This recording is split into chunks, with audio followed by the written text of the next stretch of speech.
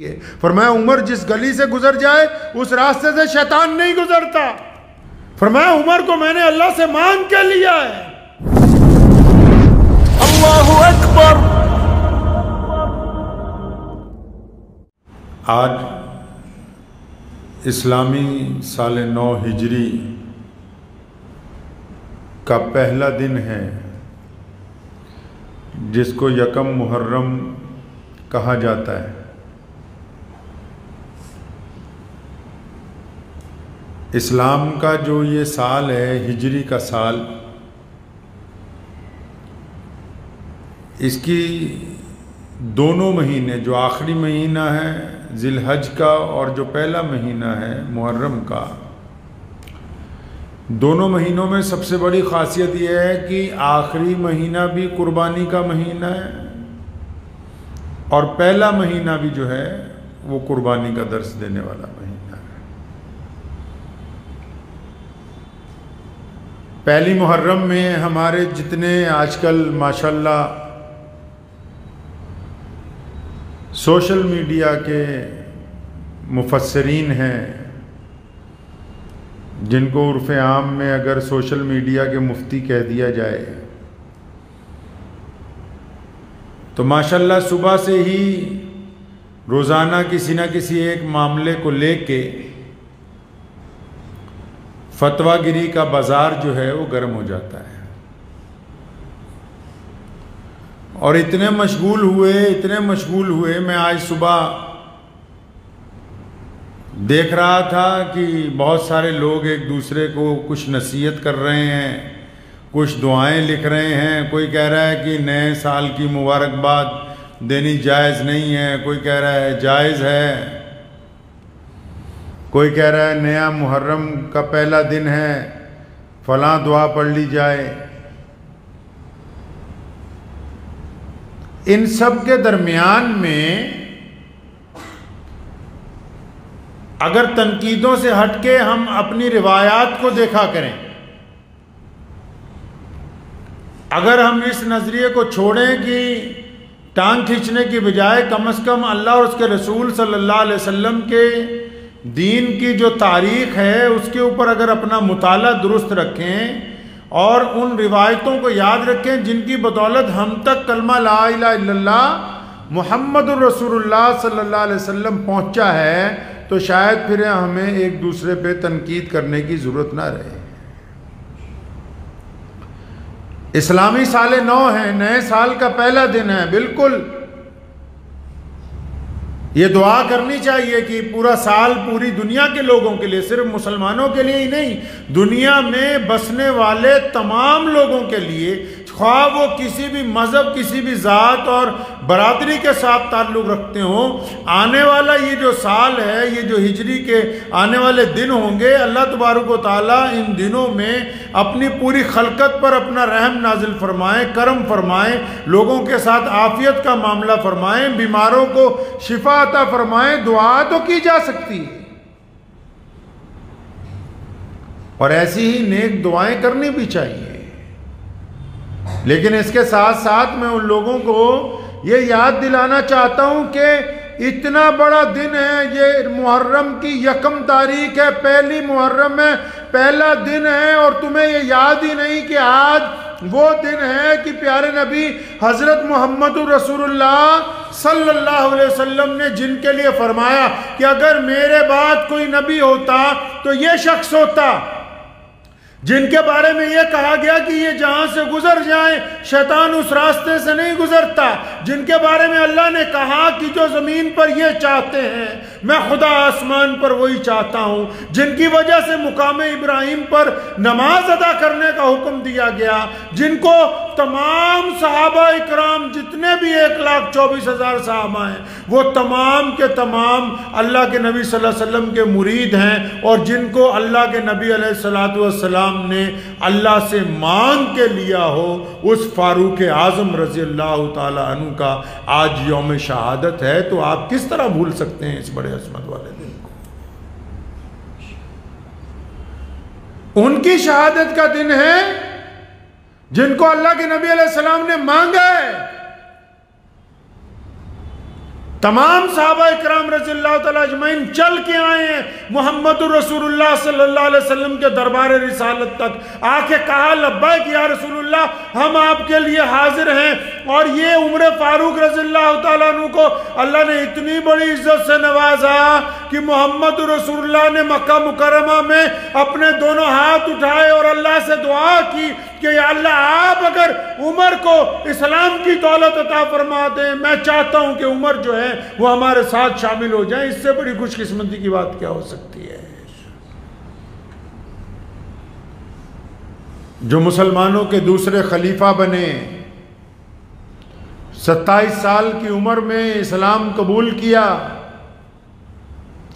और बिल्कुल नबी अलैहिस्सलातु वस्सलाम की जिंदगी के मुताबिक एक एक लम्हा गुजारा और 63 साल की उम्र में 10 साल 6 महीने 4 दिन अपनी खिलाफत का अरसा मुकम्मल करने के बाद जामे शहादत नोश करते हुए नबी अकरम सल्लल्लाहु अलैहि वसल्लम के रोज़े मुबारक के अंदर जाके आराम फरमा हैं। तो आज यकम मुहर्रम के दिन जो इतनी बड़ी शहादत हुई, यकम मुहर्रम के दिन सैयदना उमर रज़ियल्लाहु तआला अन्हु की शहादत का वाक़या हुआ। उस उमर की शहादत का वाक़या कि जिनके कदम कदम के ऊपर गैर मुस्लिम मुकर्रिरीन ने, गैर मुस्लिम बादशाहों ने, गैर मुस्लिम बड़े बड़े तारीखदारों ने ये लिखा है कि आज भी दुनिया में अगर कोई इंसाफ से हुकूमत करना चाहता है तो सैयदना उमर बिन खत्ताब रज़ियल्लाहु तआला अन्हु की जिंदगी को पढ़ ले, जिन्होंने अदल व इंसाफ का वो मियार कायम किया।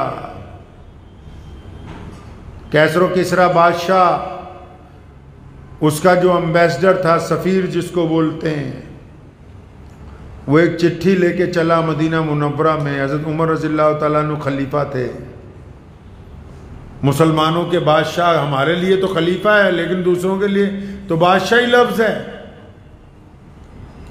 चिट्ठी लेके चला, मदीने पहुंचा, लोगों को पूछता फिरता है, और तुम्हारे बादशाह का महल कहाँ है? साहबा ने कहा यहाँ कोई महल नहीं होता, वो मस्जिद में होंगे या मदीने से बाहर एक बाग है वहां पर होंगे। मस्जिद नबवी में गया, पूछा कहाँ है मुसलमानों के बादशाह? तो लोगों ने कहा हज़रत उमर इस वक्त यहाँ पे नहीं है, वो जन्नतुल बकी के पास एक बाग है, वहाँ चले जाओ, वहाँ पे शायद मिल जाए। उस सफ़ीर ने खुद कहा, कहता जब मैं उस छोटे से बाग में गया तो मैंने देखा कि एक शख्स ने पत्थर का तकिया बनाया हुआ है, मतलब पत्थर की एक चट्टान को अपने कंधों के पास रखा और उसके ऊपर सिर रख के आराम से सो रहा है, आराम से सो रहा है। कहने लगा मैंने जगाने से पहले मैं इंतहा इस बात पर हैरान हुआ कि जो हमारे बादशाह हैं वो बड़े बड़े महलों के अंदर और चारों तरफ बड़े बड़े फौजी उनकी हिफाजत के लिए रहते हैं, और उन महलों की बड़ी ऊंची ऊंची दीवारें हैं, उन दीवारों के बाहर भी बड़े बड़े दस्ते उनकी हिफाजत के लिए मौजूद हैं, और बेहतरीन पलंग लगाए, अच्छा हवा का इंतज़ाम है, खुशबू का इंतज़ाम है, कनीज़े पास में खड़ी हैं, नरम बिस्तर, बेहतरीन चादरें बिछी हुई हैं, कालीन बिछे हुए हैं, हवा के झरोके चल रहे हैं। उसके बावजूद हमारे बादशाहों को रात को नींद नहीं आती, डर की वजह से, बेचैनी की वजह से नींद नहीं आती। और ये वो आदमी जिससे इस वक्त पूरी दुनिया के बादशाह डर रहे हैं, ये तो एक पत्थर को सिराना बना के बड़े इत्मीनान से सोया हुआ है। इसका मतलब इसका अदल, इसका इंसाफ, इसकी हिम्मतें, जुर्रतें ऐसी हैं कि इसने आज तक किसी के साथ कोई ज्यादती की नहीं, इसको दुनिया की कोई परवाह ही नहीं है। हज़रत उमर रज़ियल्लाहु तआला अन्हु ने ये रवाज कायम किया। ये जो डेमोक्रेसी है मुल्क में, पूरी दुनिया के अंदर आप देखते हैं बड़ी बड़ी कंट्रियां, अमेरिका जैसे लोग कहते हैं कि हम डेमोक्रेटिक मुल्क हैं। ये रवाज सबसे पहले दुनिया में हज़रत उमर रज़ियल्लाहु तआला अन्हु ने डाला कि अगर कोई बंदा खलीफा के खिलाफ, बादशाह के खिलाफ बात करना चाहता तो खुल के बोले, उसे इजाजत है। आज तो अगर आप कहीं दो चार किसी अपनी कौम के बड़े लोगों पर अगर सवाल उठा दें तो उनके चमचे पीछे पड़ जाएंगे दोनों हाथ धो के आपके। उमर रज़ियल्लाहु तआला अन्हु खलीफा बने, मेंबर के ऊपर खड़े हुए, फरमाया मुसलमानों, टेस्ट करने के लिए, तजर्बा करने के लिए फरमाया मुसलमानों, अगर मैं अल्लाह ना करे अल्लाह और उसके रसूल के रास्ते से हट जाऊं, क्या करोगे? और उमर कौन है? उमर के रोब से हर शख्स कांपता है। शैतान की जुर्रत नहीं कि उस रास्ते से गुजर जाए जिधर से हज़रत उमर रज़ियल्लाहु ताला अन्हु गुजरते हो। उनका दबदबा ऐसा है कि आगे जल्दी कोई बोल नहीं सकता। उमर रज़ियल्लाहु ताला अन्हु ने जब ये बात कही तो 3-4 सफ़े छोड़ के एक बद्दू सहाबी जो कि गरीब हैं, कपड़े फटे हुए हैं, तो उठ के खड़े हुए, अपनी तलवार उठाई, फरमाया उमर, अगर अल्लाह और उसके रसूल के रास्ते से हटोगे तो ये शमशीर तुम्हारे और हमारे दरमियान फैसला करेगी। बड़े खुश हुए, फरमाया बस मैं यही चाहता हूं, मैं यही चाहता हूं कि बस कि हमारे दरमियान ऐसे लोग मौजूद रहें जो रास्ते, अगर हम भटकने लगे हमें सीधी रास्ता अता करें। आज हमारे माशरे का यह हाल है कि जो लोग, कुरान ने जाहिल किनको कहा? कुरान पाक ने ऐसे ही लोगों को तो जाहिल कहा है।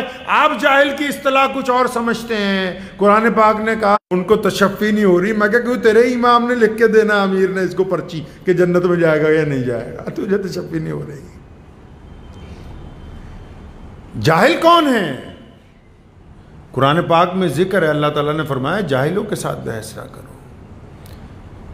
यही तो इस्तिलाह है कुरान पाक की, जो आजकल के कई बड़े लोग चाहते नहीं कि आम लोग उसको समझ लें।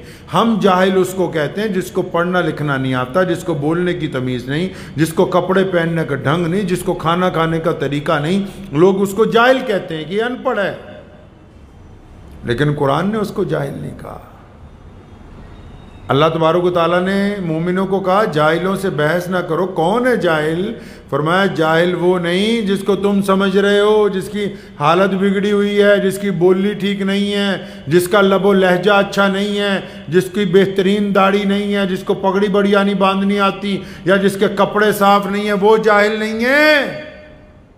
जाहिल वो है जिसकी बड़ी बड़ी डिग्रियां दीवारों पर लगी हुई हैं, आलीशान कमरों में बैठा है, गोल तकियों पर टेक लगाए हुए, मुरीद आगे दोजानो होकर बैठे हुए हैं। जाहिल वो है जो बिल्कुल ऊंचे ओहदे पर बैठा है, लेकिन अपनी गलत बात मनवाने के लिए अपनी ताकत के जरिए पंचायत में अड़ जाता है। कुरान ने कहा कि ये जाहिल है, इसके साथ बहस ना करो।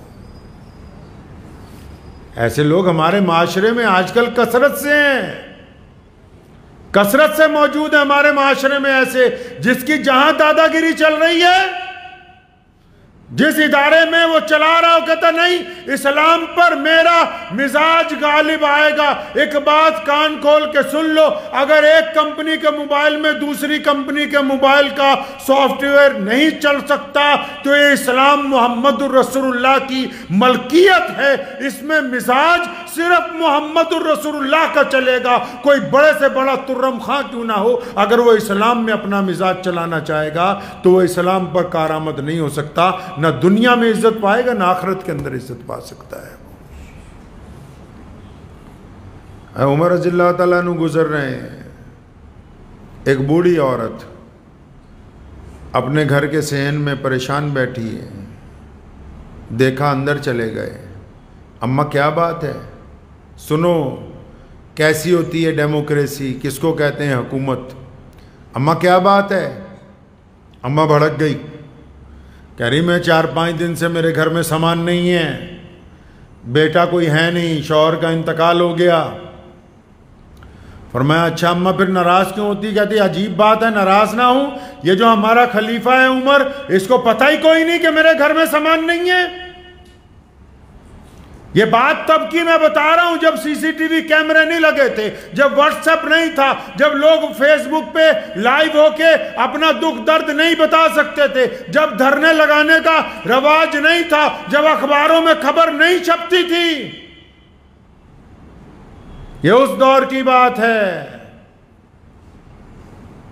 जब लोग बड़े बड़े लोगों के सामने जुबान हिलाते नहीं थे, डरते थे कि शायद हमारी गर्दन ना उतर जाए।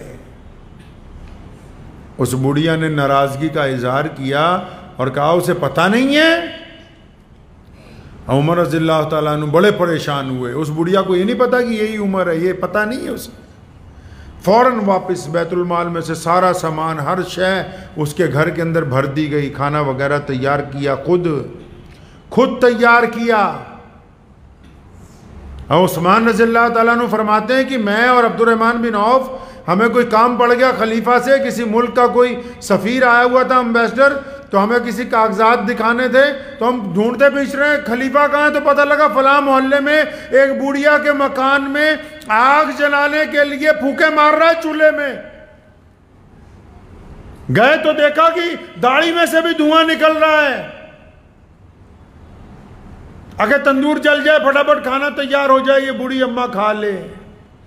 सारा कुछ हो गया तो क्या कहा हज़रत उमर रज़ियल्लाहु ताला अन्हु ने उस बुढ़िया को?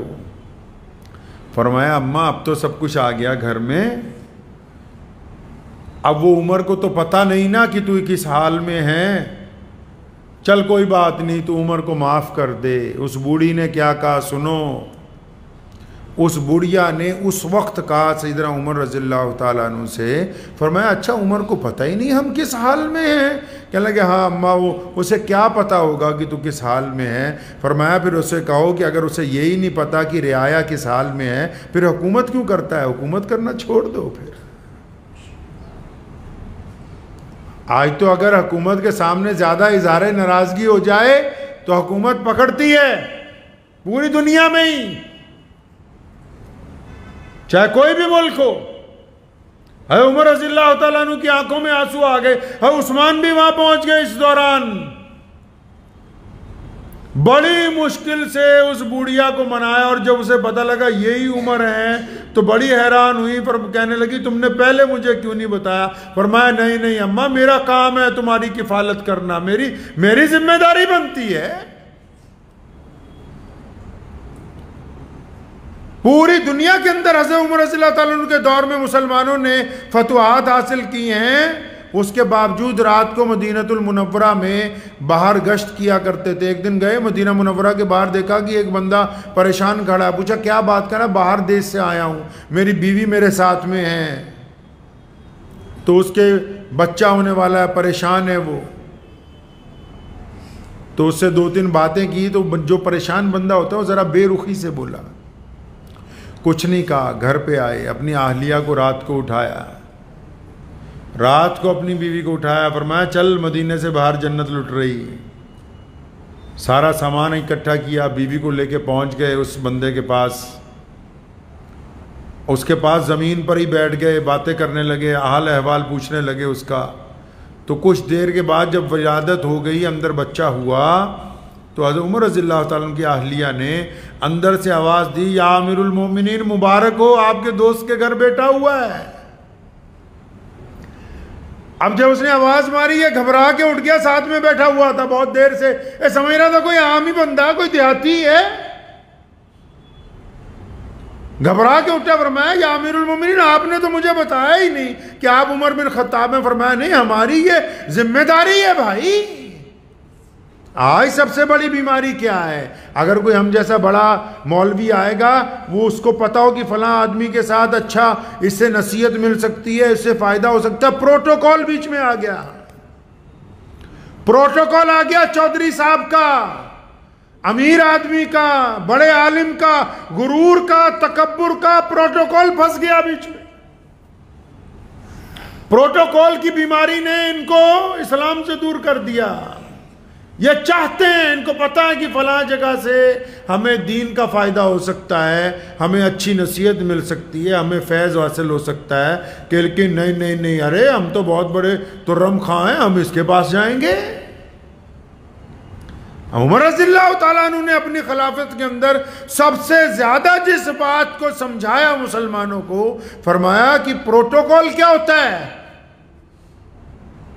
ईद के दिन नमाज पढ़ने के लिए जाने लगे, अपनी आहलिया को बोला जूते लाओ, कहने लगी इतनी गांठें लग गई इस जूते में कि अब ये जुड़ नहीं सकता। खलीफा है मुसलमानों का, 65 लाख मुरब्बा मील की हुकूमत है, 65 लाख मुरब्बा मील, 65 लाख मुरब्बा मील के हुक्मरान नीचे हैं, कलम दबात लेके रोज गवर्नर बनाते हैं, उतारते हैं, रोजाना हुकूमतों के फैसले होते हैं उमर फारूक के कलम से। बेइंतहा माल आ रहा है पूरी दुनिया में से मदीना मुनव्वरा। 65 लाख मुरब्बा मील का हुक्मरान है और अपनी जात के लिए कुछ भी नहीं। जब भी किसी ने कहा ना उमर रज़ियल्लाहु ताला अन्हु का एक लफ्ज़ बड़ा प्यारा है, अब तनकीद करने वालों को तो फुर्सत ही नहीं कि मुबारकबाद दी या नया दी। तुम इस तनकीद में कैसे भूल गए कि आज सैयदना उमर रज़ियल्लाहु ताला अन्हु की शहादत का दिन है। उस उमर की शहादत का दिन है रज़ियल्लाहु ताला अन्हु, जिनको मोहम्मद रसूलुल्लाह ने मांगा है और जिनसे मोहम्मद रसूलुल्लाह को प्यार है, जिनसे मोहम्मद रसूलुल्लाह को इश्क है, जिनके बारे में रसूलुल्लाह सल्लल्लाहु अलैहि वसल्लम ने मस्जिद नबवी में एक दिन दाखिल हुए, दाईं तरफ अबू बकर, बाईं तरफ उमर, दोनों का हाथ मोहम्मद रसूलुल्लाह ने पकड़ा और मेरे फरमाया, मेरे साहबा इधर देखो, कल क़यामत का दिन होगा, मैं अबू बकर और उमर इसी तरह तुम्हें नजर आएंगे आज जिस तरह मस्जिद नबवी के अंदर नजर आ रहे हैं।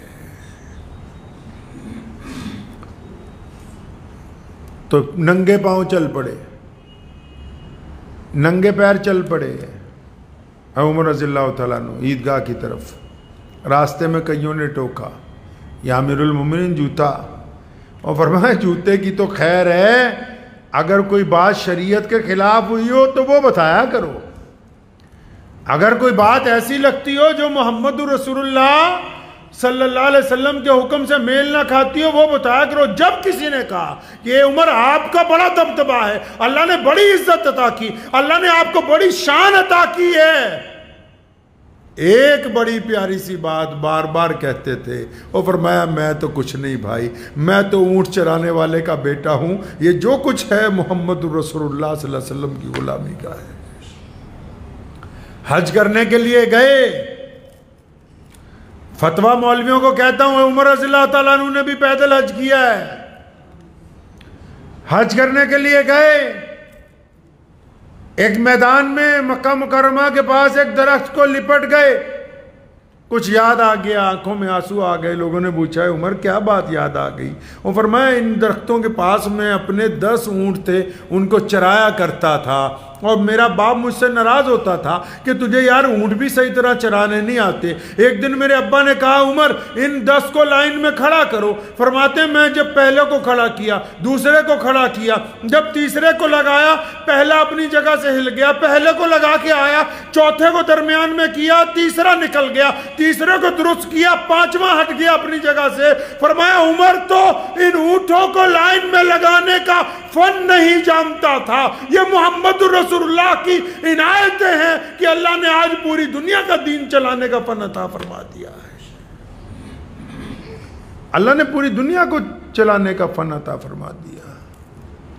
सारी जिंदगी कभी एक रत्ती बराबर भी, वरना हुक्मरान जो होते हैं, हुक्मरान तो अपने आगे किसी को बोलने नहीं देते, हुक्मरान तो किसी की गुफ्तगू नहीं सुना करते।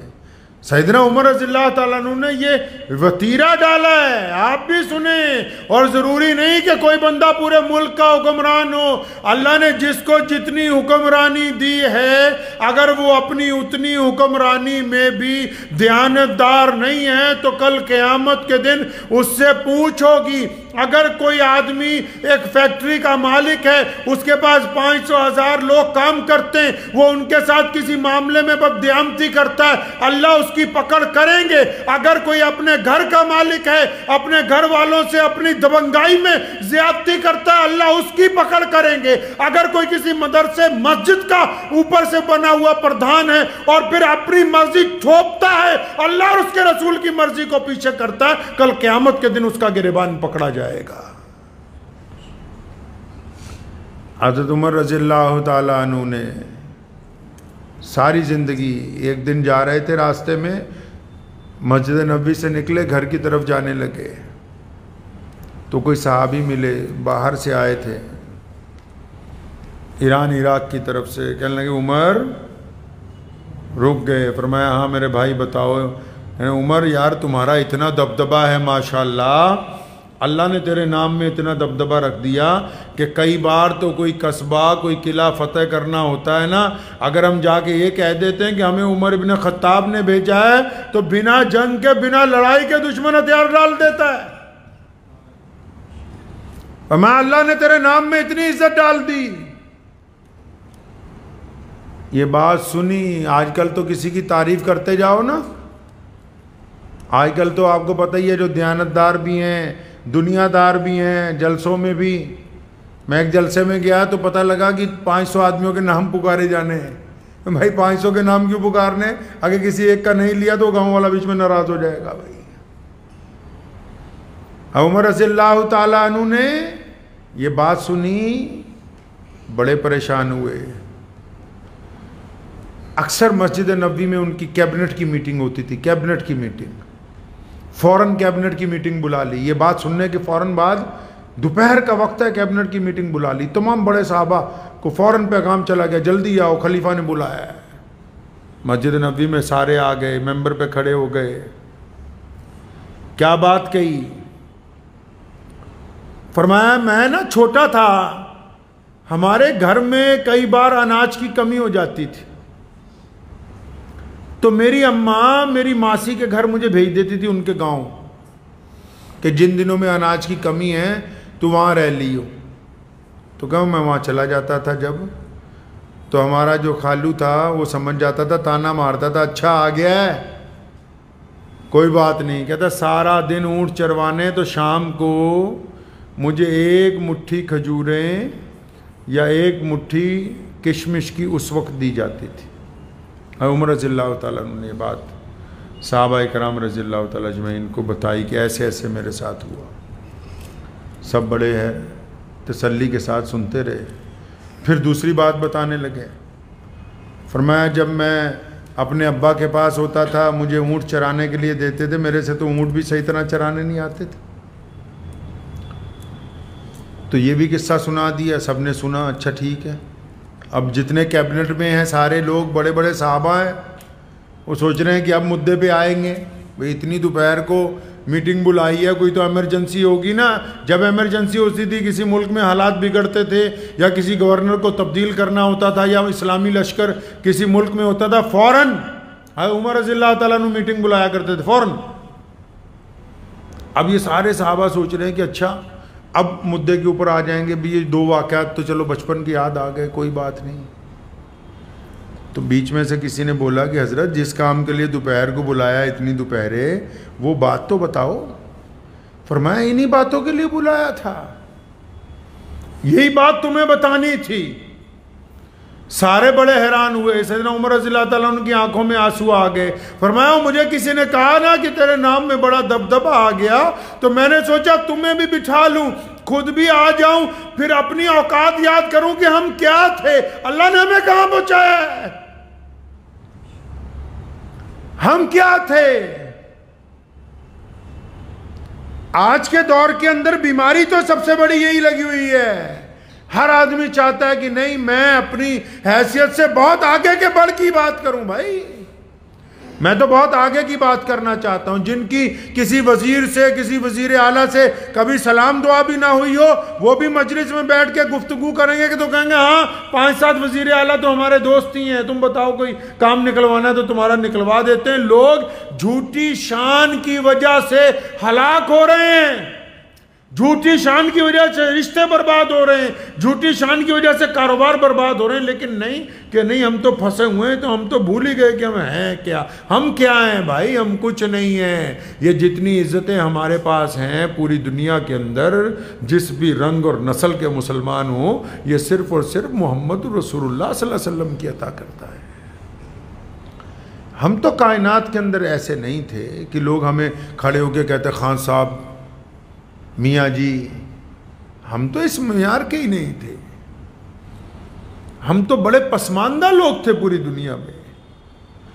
अबू जहल में कहता था कि ये बिलाल अंदर नहीं जा सकते बैतुल्लाह में, उसामा गुलाम है, इसकी क्या जुर्रत की आगे बढ़ जाए। हमारे पास जो इज्जतें हम किस तरह भूल जाएं कि ये अल्लाह और उसके रसूल सल्लल्लाहु अलैहि वसल्लम के दीन की वजह से हैं, मोहम्मद रसूलुल्लाह सल्लल्लाहु अलैहि वसल्लम की निस्बत की वजह से है। हज़रत उमर फारूक रज़ियल्लाहु अन्हु ने बारहा सारी ज़िंदगी इस बात को याद करवाया अपने मुताल्लिकीन को, खुद भी। ऐसे आदमी का यौम शहादत है, और शहादतें जो लोग भूल जाते हैं उनका वजूद नहीं रहता, याद रखना हमेशा। जो लोग अपने शहदा को भूल जाते हैं उनका वजूद नहीं रहता। कौमें वो जिंदा रहती हैं, मुल्क भी वही कामयाब होते हैं, बरादरियां भी वही आगे बढ़ती हैं, माशरा भी वही आगे जाता है जो अपनी रिवायतों को याद करता है।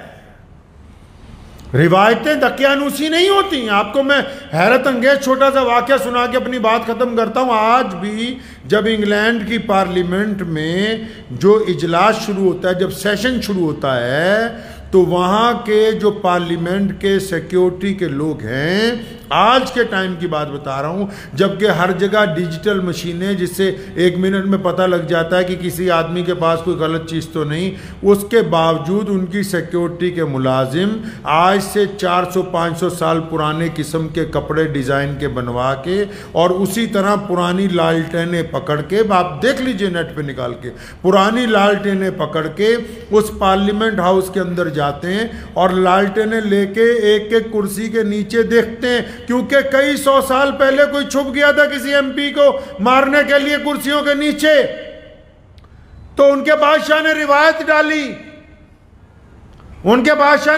डाली कि सेशन से पहले लालटेन लेके सारी कुर्सियों के नीचे वो अपनी उन रिवायतों को इसलिए मानते हैं कि उनके दुनियावी बादशाहों ने वो रिवायत डाली, और हम अपनी उन रिवायतों को भूल रहे हैं जिन रिवायतों को इस्लाम की बुनियाद में मोहम्मद रसूलुल्लाह सल्लल्लाहु अलैहि वसल्लम ने मौजूद रखा है। हम उन रिवायात को भूलना चाहते हैं।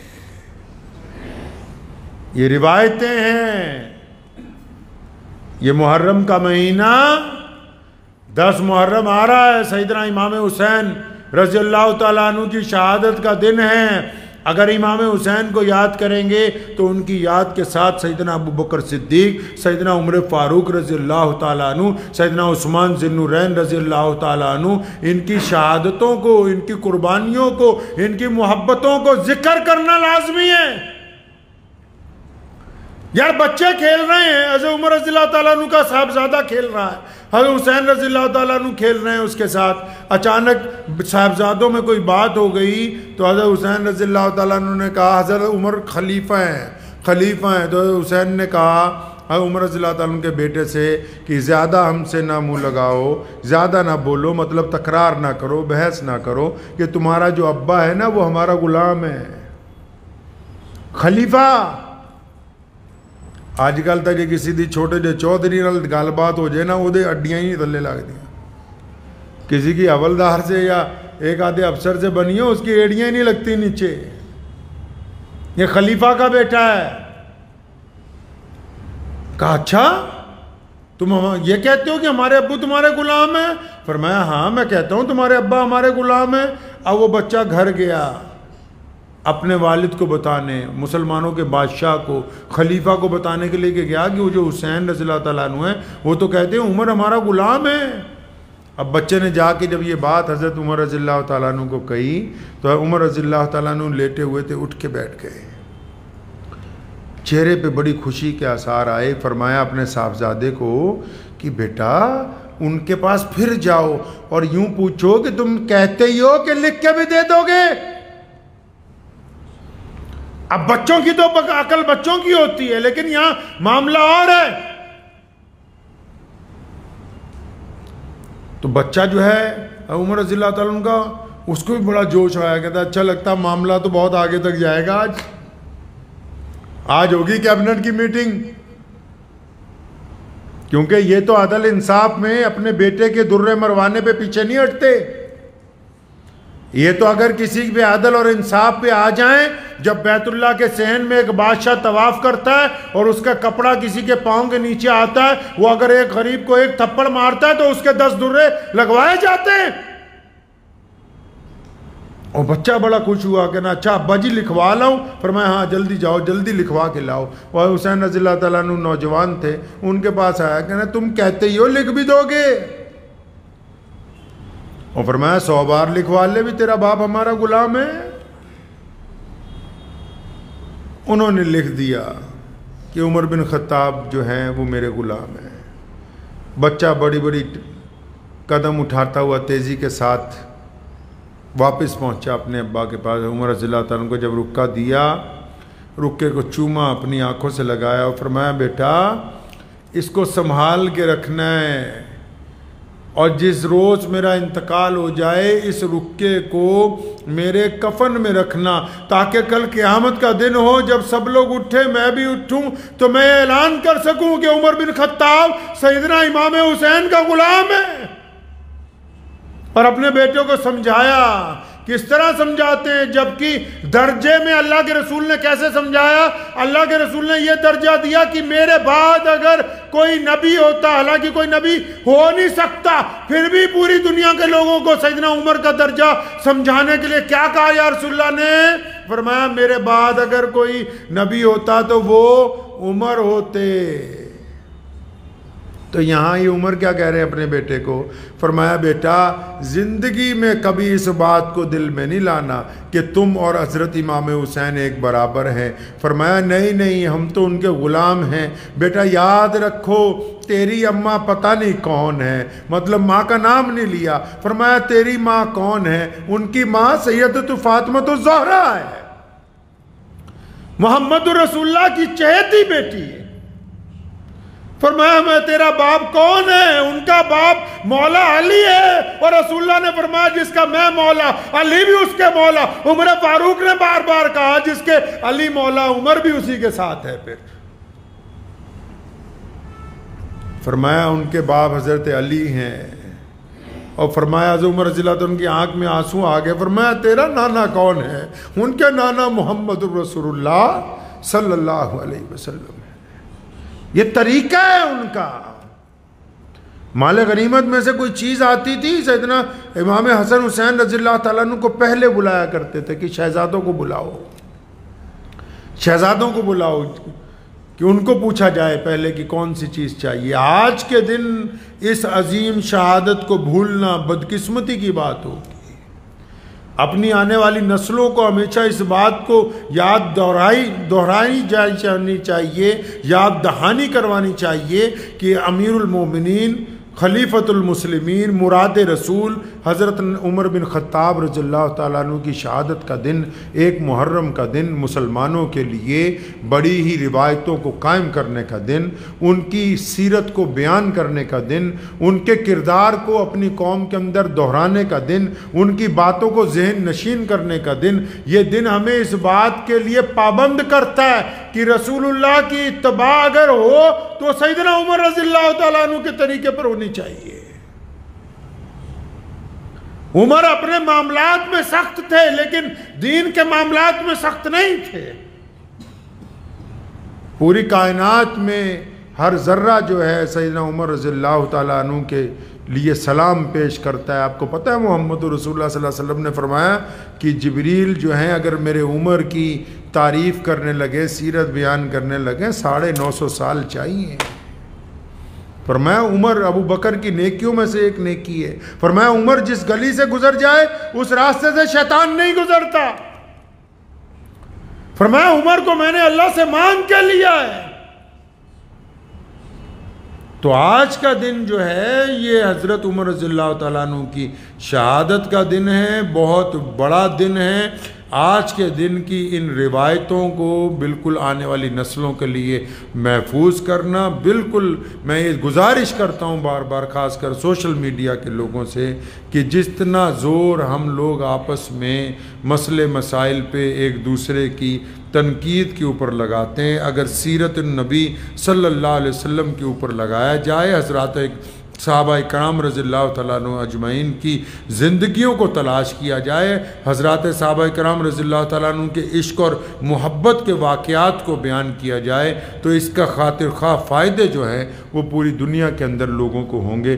दुआ कीजिए कि अल्लाह ताला मुझे भी और आप सबको इन बातों पर अमल की तौफ़ीक़ अता फ़रमाए। वाखिर मुझे उम्मीद है कि आपको ये वीडियो पसंद आई होगी। अगर पसंद आई हो तो ये आप अपने दोस्तों के साथ शेयर करें और इस चैनल को सब्सक्राइब ज़रूर करें।